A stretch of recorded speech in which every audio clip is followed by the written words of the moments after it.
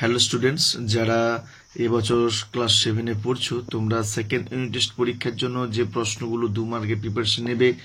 প্রথম প্রশ্ন, কোন ভূমিরূপকে কেন টেবিল ল্যান্ড বলা হয়? দ্বিতীয় প্রশ্ন, লোয়েস সমভূমি কাকে বলে, উদাহরণ দাও।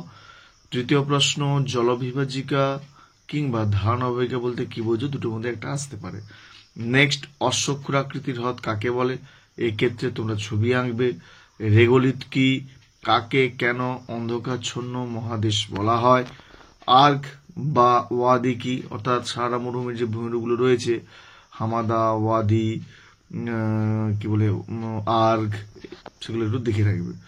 নেক্সট, পর্বত গ্রন্থি কাকে বলে? এই ক্ষেত্রে তোমরা উদাহরণও দেবে।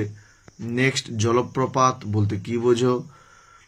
নেক্সট, অন্তর্বাহিনী নদী কাকে বলে? উদাহরণ দাও। এই প্রশ্নগুলো তোমরা মার্ক 2-র জন্য কিন্তু অবশ্যই প্রিপারেশন নেবে। নেক্সট, 3 মার্কের প্রশ্ন। 3 মার্কের জন্য যে প্রশ্নগুলো পড়বে, শিলা থেকে কিভাবে মাটির সৃষ্টি হয়? দ্বিতীয় প্রশ্ন, মাটি সৃষ্টির নিয়ন্ত্রকগুলি আলোচনা করো। নেক্সট, বহুমুখী নদী পরিকল্পনা টিকা লেখো। এক্ষেত্রে তোমরা ডেফিনেশন দেবে, উদাহরণ দেবে এবং উদ্দেশ্য দেবে। নেক্সট, নিত্যবহ ও অনিত্যবহ নদীর পার্থক্য লেখো।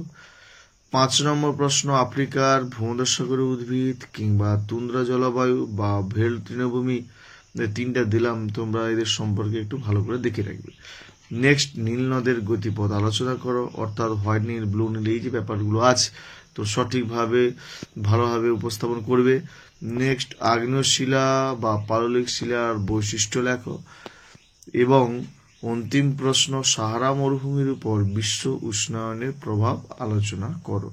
নেক্সট, 5 মার্কের মাত্র গুটি কয়েক প্রশ্ন নিয়ে চলে এলাম। তোমরা এর বাইরে প্রিপারেশন করবে না, এরই মধ্যে তোমরা 100% কমন পেয়ে যাবে। প্রথম দেখতেই পাচ্ছ, দেয়াই রয়েছে নদীর উচ্চ প্রবাহে কিংবা নিম্ন প্রবাহের গঠিত ভূমিরূপগুলি আলোচনা করো। চিত্র তোমরা অবশ্যই দেবে। নেক্সট, মানব জীবনে পর্বতের গুরুত্ব আলোচনা করো। তৃতীয় প্রশ্ন, আফ্রিকার জলবায়ুর বৈচিত্র্যের কারণগুলি উল্লেখ করো। চতুর্থ প্রশ্ন, পর্বত বা মালভূমির শ্রেণীভাগ আলোচনা করো। এই প্রশ্নগুলো করলে তোমরা অবশ্যই সেকেন্ড টেস্ট পরীক্ষার লং প্রশ্ন অর্থাৎ 5 মার্কের প্রশ্ন অবশ্যই কমন পেয়ে যাবে, কোনো দ্বিধা নেই। তোমরা যতটা পারবে শেয়ার করে যাও, এবং যদি ভালো লেগে থাকে লাইক কমেন্ট শেয়ার করতে তোমরা ভুলবে না। যারা নিউ ভিউয়ার্স অবশ্যই কিন্তু চ্যানেলটিকে সাবস্ক্রাইব করে আমাদের পাশে দেখো, এবং প্রশ্নগুলোকে তোমরা অবশ্যই কিন্তু ভালো করে প্রিপারেশন করে নাও। আজ এই পর্যন্ত, ধন্যবাদ।